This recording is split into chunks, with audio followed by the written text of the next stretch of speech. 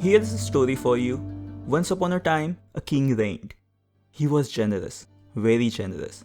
He dedicated himself to the welfare of his people. He gave away all his wealth, and as a result, he earned such an immense amount of goodwill from his subjects that they started putting him above their own pantheon of gods.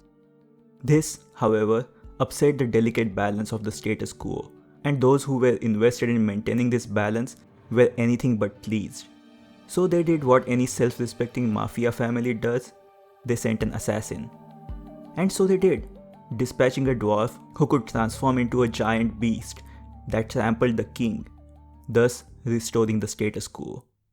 So let's pause for a moment, take 3 seconds and ask yourself, who is the hero in this tale and who is the villain? Let's count down. 3, 2, 1, time's up. It seems pretty clear, right? The status quo enforcers may be the Illuminati or a shadowy world order, and the dwarf, they're the bad guys. And the king, he was the good guy, wasn't he?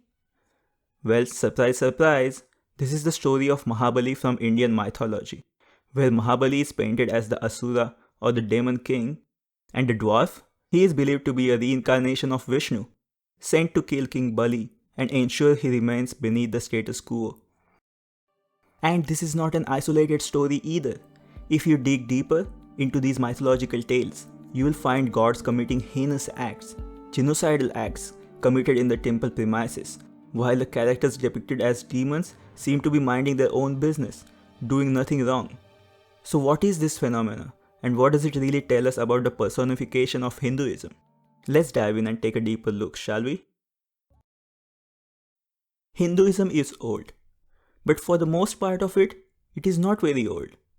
The 4 Vedas are indeed ancient, composed between 1400 BC and 1000 BC, but they were only written down around 2nd century BC. The Puranas, on the other hand, although their name translates to ancient, are not really that old. They were composed around the 3rd to 7th century AD, long after the disappearance of the Romans in Western Europe, and significantly after the death of Jesus of Nazareth. The oldest manuscript we have for some of these Puranas is from 9th century AD, discovered in Nepal. The most recent Puranas were still being written around the 15th century. Now let's discuss the social dynamics of India during the Puranic times. When the Indo-Europeans settled in the subcontinent around the 15th to 12th century BC and formed societies, they had 3 classes: the Brahmins, who were understandably the priestly class, the Kshatriyas, who were the warriors, and the Vaishyas, who, as the name suggests, encompassed everyone else. The modern interpretation where Vaishya means the trader class wasn't the original intention of the term. So that brings us to the 4th class, the Shudras. But who were the Shudras? Let's leap forward to the era of Mauryan kings to find this answer. If we check the historical documents, Mauryan kings were considered the Kshudra kings, even though they were the warriors. Why weren't they Kshatriyas? The reason is, even though they were warriors, they were not the warriors of Vedic Brahmins. They were the warriors of the other people who were not part of the societies formed by the steppe nomads, but who were most probably the natives. These were the Jains, the Buddhists, the Ajivikas, but not only limited to that. All the other natives, the non-Vedics, they were the outsiders to the Vedics.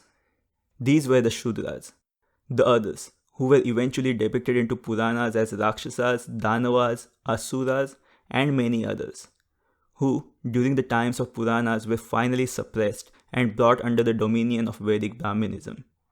And I'm not saying this in the thin air. Let's check some of the stories. Let's start with the story of Gayasura. In the Gaya Mahatmya, the concluding section of the Vayu Purana, the town of Gaya is identified as Gayasura, a demon who had attained such holiness that all those who saw him or touched him went straight into heaven. The Vayu Purana story goes on to add that Yama, the king of hell, grew jealous at this, possibly because less people were now entering his domains. He appealed to the gods to limit the power of Asura Gaya. This the gods, led by Vishnu, were able to do by placing a massive stone on the demon's head. Clearly, this demon was no other than Buddha, who preached a simple way for all, including the oppressed castes, to attain salvation. The monstrous legend signified the ultimate capture of Buddhism's most holy center by its most inveterate foes, the Vedic Brahmins. Going back to the story of King Bali and Vamana, let's journey to the lands of Badami, situated in northern part of the state of Karnataka. The Badami caves, dating back to the 6th century, are a marvelous mixture of Hindu and Jain work, constructed around the time when Buddhism was beginning to falter. We will venture into the cave too, focusing on the Trivikrama panel. This splendid work on the stone panel illustrates the form of Vishnu, tricking King Bali in the guise of Vamana, poised to strike him down by stepping on his head. But upon closer inspection, there is something unusual about the sculpture. Let's pay more attention to the Vamana panel. In an unexpected twist, Bali is depicted with trimmed hair, long ears, and attire akin to a monastic robe. Vamana, in order to deceive him, he has adopted the ironic features of the Buddha.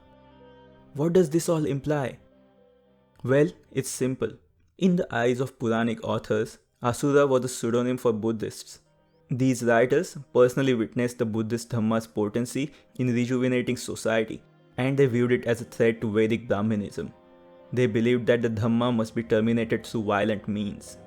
King Bali symbolized the Buddhist kings whose governance was so effective that people began to abandon their Vedic deities, moving towards the more egalitarian Dhamma of Buddhism. This perceived threat had to be vanquished by Vishnu in order to ensure that the people remained within the confines of Vedic Brahmanism. The Kshatriyas were not exempt from this violence either. The myth of Parshurama, the Brahmin warrior and avatar of Vishnu, has been renowned for his genocide of the Kshatriya clan 21 times. While the exaggeration of 21 times can be set aside, it is not difficult to believe that such genocide indeed occurred. The king in the Aryan territories were not always Kshatriyas. There certainly were Brahmin kings as well. These tales perhaps recount the annihilation of the Kshatriya clan by the Brahmin kings. The repeated genocides could suggest that the warrior classes of society were replenished by outside mercenaries and subsequently devastated time and time again. It is crucial to remember that genetic evidence indicates that, although the Vedic Aryans were isolationist, the gene pool does show signs of admixture with native genomes during multiple phases, in conjunction with ancient South Indian DNA. More on this topic some other day. So what does all of this tell us?